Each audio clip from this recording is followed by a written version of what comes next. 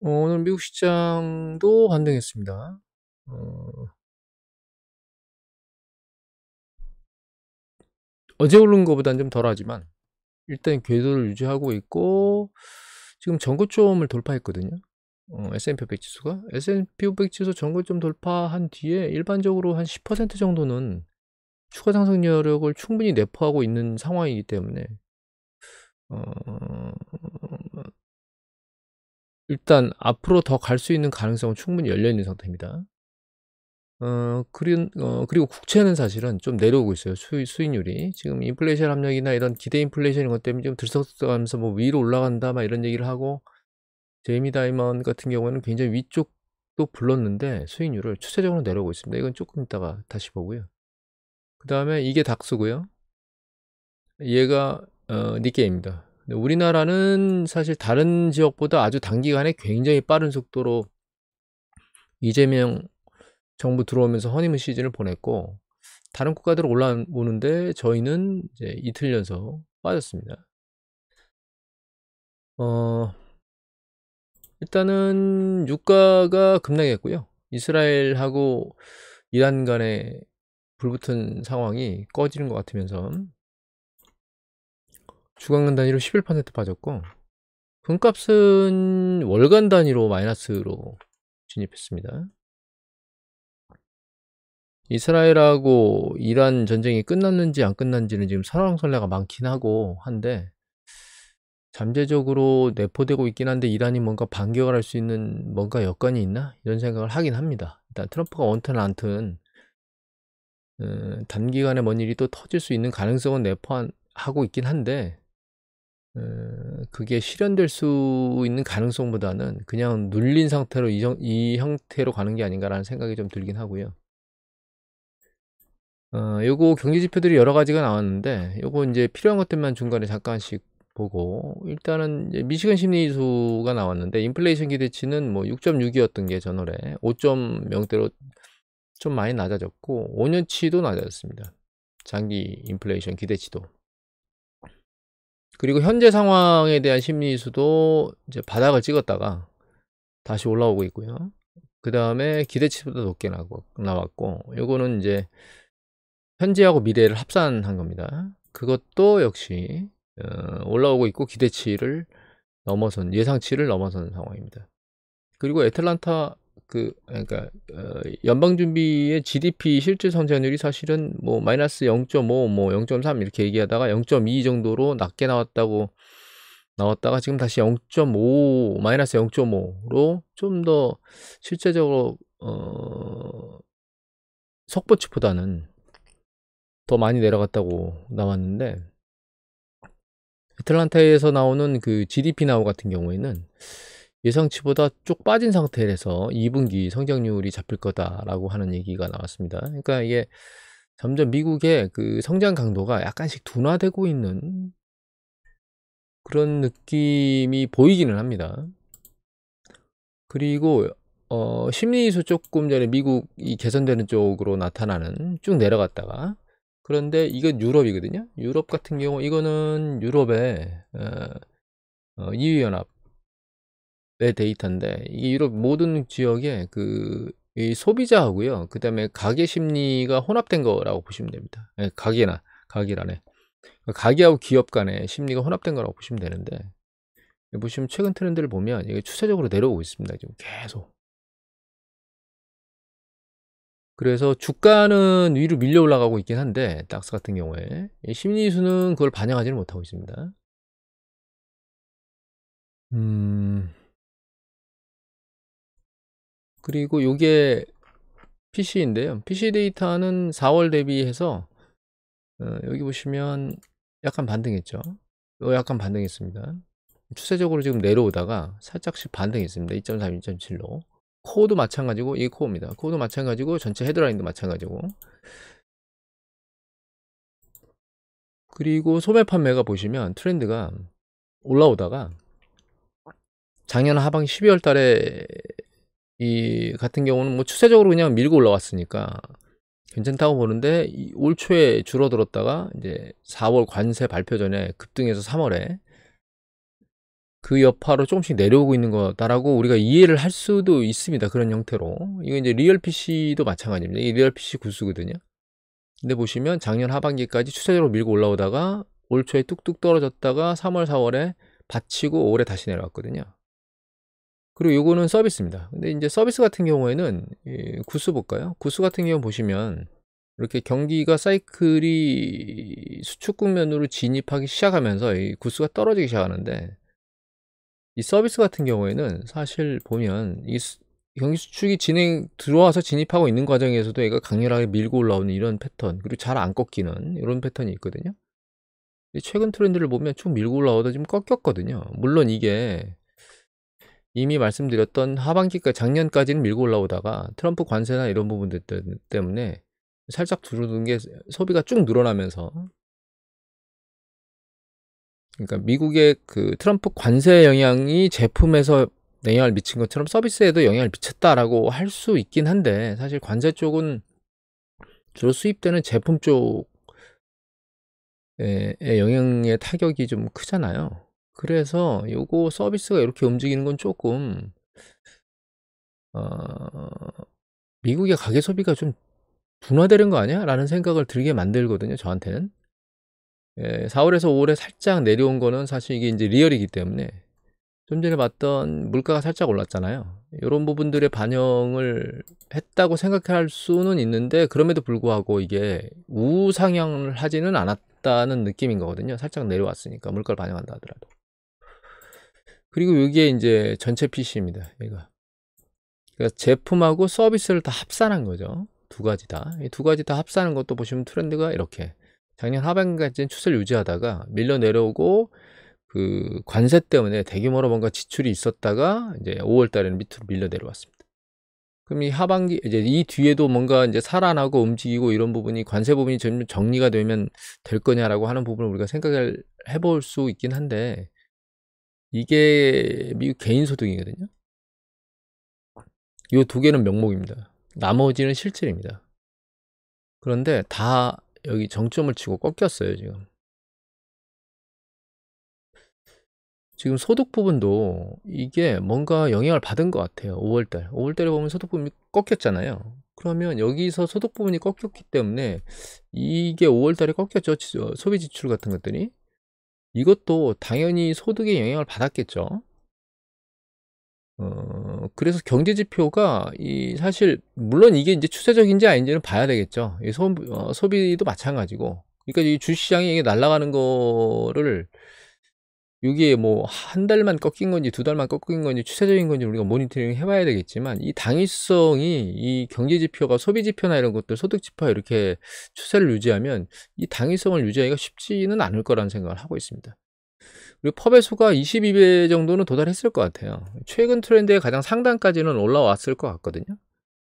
그래서 이게 추가 상승 탄력의 여력을 가지고 있다라고 생각할 수 있습니다. 그럼에도 불구하고 경제 지표들이 이렇게 움직이는 거기 때문에 이게 추세적으로 계속 밀고 올라가겠느냐라고 하는 부분에 대해서는 좀 고민을 좀 해봐야 될 상황입니다. 물론 이 투심의 강도가 이걸 밀어 올리니까 결과적으로는 이 경제 지표가 약간 낮아지거나 안 좋아진다 하더라도 기준금리를, 이건 좀 이따가 말씀드릴게요. 기준금리를 내려버리면 이게 밀려 올라가겠다라고 생각을 하고 지금 투자자들이 움직이고 있기 때문에, 이 경제 지표에 따른 이 단기적 주식시장의 추세는 예측하기가 어렵다고 봐야 될 것 같습니다. 그리고 요거 같은 경우에는 뭐냐면, 요게 이제 크레딧 카드하고요. 요거는 소비자 대출이고, 요거는 크레딧 카드거든요. 이 두 개의 수요를 말하는 거예요. 그러니까 전분기 대비 요쪽에 자금 수요가 더 강해졌느냐라고 묻는 거거든요. 이게 여기 있는 검은색 라인이 위에 있다는 얘기는 강해진다는 뜻이고요. 내려오면 약해진다는 뜻인데, 지금 가계 쪽에서 쓰고 있는 자금들, 혹은 그러니까 가계들이 뭔가 자금을 갖다 쓰려고 하는 수요는 상대적으로 줄어들고 있습니다, 지금. 이게 크레딧 카드 그 이자 금액이거든요. 근데 이자 금액이 20% 넘어요. 이 이자 금액은 사실 90년대 이후에 보지 못한 금액입니다. 이게 이자 금리가, 금리 금액이. 이자 금액이 아니고 금리가, 죄송합니다. 금리가 보지 못한 금리이기 때문에 사실 가계 입장에서는 이 정도 높은 고금리로 자금을 갖다 쓰는 게 굉장히 부담스러울 거예요. 근데 이게 자금 수요가 좀 느는 패턴이 보이긴 보였었죠. 여기 보시면 요거 크레딧 카드 느는. 이거는 사실은 이렇게 생각해 볼 수는 있습니다. 야, 이게 한계에 몰려가지고, 자금 수요에 대해서 그 전분기보다 둔화되는 강도, 그러니까 수요가 약간씩 주는 강도가 살짝 준 거거든요. 그러니까 이게 중립 정도 되는 게 전분기하고 수요 변화가 별로 없는 거예요. 제로 라인에 붙은 게. 근데 요 밑에 있으면 수요 강도가 조금 줄어든 거거든요. 그래서 거의 중립 수준까지 왔다가 다시 수요 강도가 주는 형태로 바뀌고 있다. 이렇게 이해를 하시면 될 것 같아요. 이게 연체율이거든요. 이게 보시면 이게 연체율 다 나온 거거든요. 이게 상업은행의 전체 대출에 대한 연체율입니다. 올라가고 있죠. 이거만 잘라볼까요? 물론 장기 데이터를 보여드리는 이 강도가 올라가는 연체율의 강도가 사실은 여기 보시면 요게 개인 소비 대출, 소비자 대출이거든요. 모든 겁니다. 크레딧 카드고 모두 다. 부동산 대출만 빼고. 역사적으로 보면 이게 상대적으로 그렇게 높은 부분은 아니에요. 다른 것들도 마찬가지로 그렇게 상대적으로 높은 부분은 아니지만 전체적으로 트렌드를 보면 일단은 연체율이 추세적으로 다 올라가고 있습니다. 이게 상업은행 전체 연체율이고요. 얘가 소비자가 쓰는 모든 부동산 담보대출 뺀, 모기지를 뺀 모든 신용대출, 크레딧 카드, 오토론 뭐 다 마찬가지입니다. 다 포함하는 거예요. 요게 사업자 대출, 그 다음에 요게 상업은행이 가지고 있는 모든 부동산 대출입니다. 주택 관련된 건, 상업 관련된 건, 아니면 뭐 팜랜드, 토지 관련된 건 뭐 이런 것들 다. 근데 전부 다 올라가고 있거든요, 지금.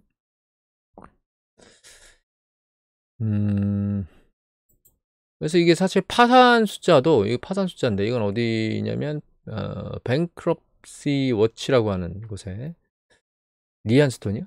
요 분께서 올리신 겁니다. 6월 23일 날. 여기 보시면 이게 이제 연도별로 올라가고 있어요, 지금.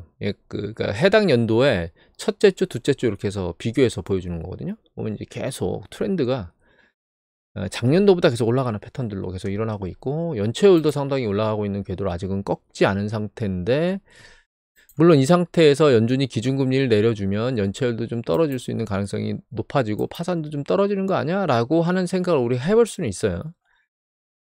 근데 이제 이런 패턴들이 일어나는 상태에서 기준금리를 내려주잖아요. 이거 금리를 한번 넣어볼까요?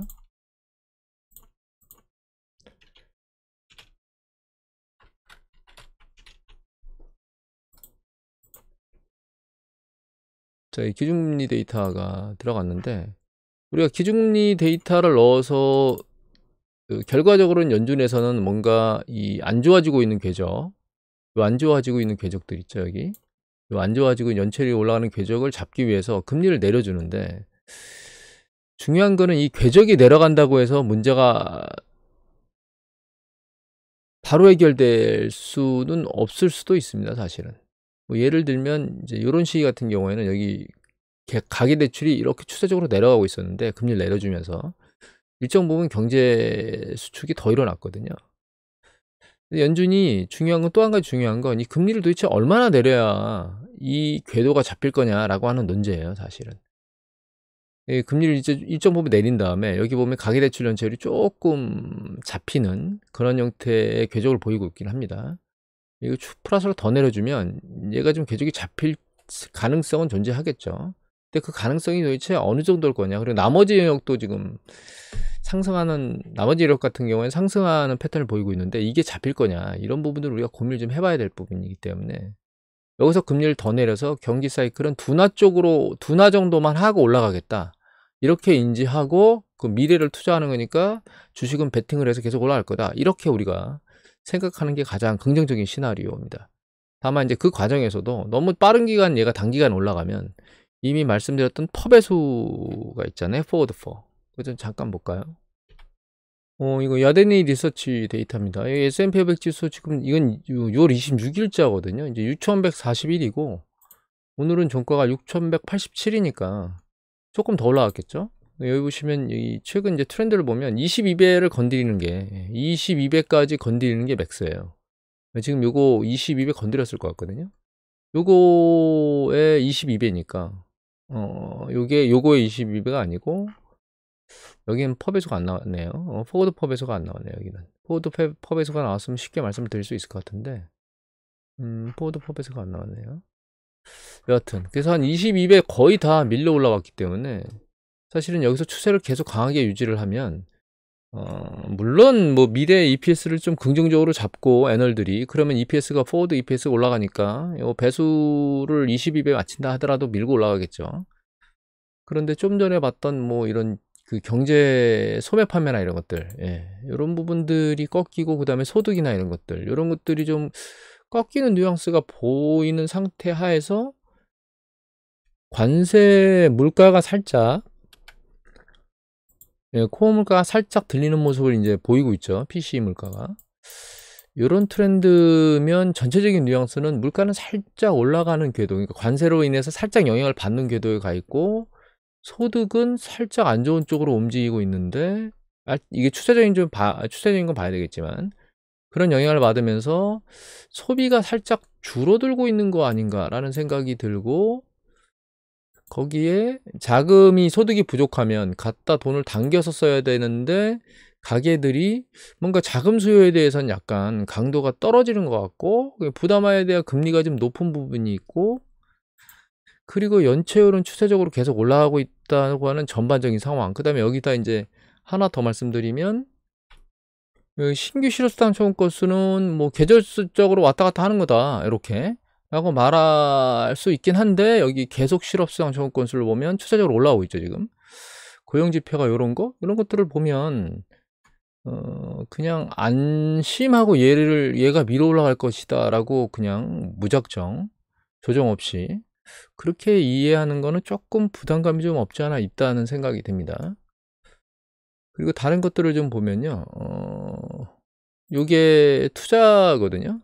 투자인데 요거는 건설 지출입니다. 건설 지출인데 이제 건설 지출은 설비 같은 거, 뭐 공장이나 이런 것들 뭐 이런 것들을 만드는 거라고 생각하시면 될 것 같고 요거 밑에 있는 게 이게 기계류예요. 근데 이제 국방 빼고 그다음에 이제 항공기 주문 빼고 보잉 같은 거 대규모로 확 주문이 들어오고 이러니까 요거 빼고 실질이 이제 민간 투자 쪽 그러니까 자본재 투자 요것들을 보는 건데 보시면 이게 내려왔잖아요. 최근 트렌드가 올해 1월달 들어서 쭉 내려왔습니다. 전부 다. 그러다가 이제 4월까지 그러다가 튀었거든요. 5월에. 요걸 보면 요게 이제 세 지역인데 필라델피아 그다음 뉴욕하고 이 달라스 연준입니다. 텍사스는 달라스 연준 세 군데에 이거 서베이거든요. 그래서 너 미래에 투자할 거니 말 거니 이걸 묻는 건데 이건 강도보다는 방향성만 의미하는 겁니다. 이제 방향성이 여기서 보면 5월달, 4월달까지는 이 방향성에 대한 부분이 약간 감소하다가 4월달에 들렸거든요. 여기서 갈라졌죠. 5월달에 4월달까지 요 패턴대로 투자 패턴이 이렇게 움직이는 것 같더니 5월달에 다시 들려 올라왔거든요. 얘 5월달에 지금 갈라진 상태입니다. 6월달에는 다시 이제 방향성이 이렇게 잡혔고 아직 하나는 안 나왔고 달라스 같은 경우에. 그래서 이게 투자가 지금 공격적으로 진행되는 건지 아닌지는 모니터링을 좀 해봐야 됩니다. 이건 아직 확정적으로 볼 수는 없는 상태고요. 그리고 패드워치를 보면 그래서 패드워치에서 보면 이거 CNE 패드워치입니다. 여기 보시면 7월 달에는 금리가 안 올라갈 거다. 80%가.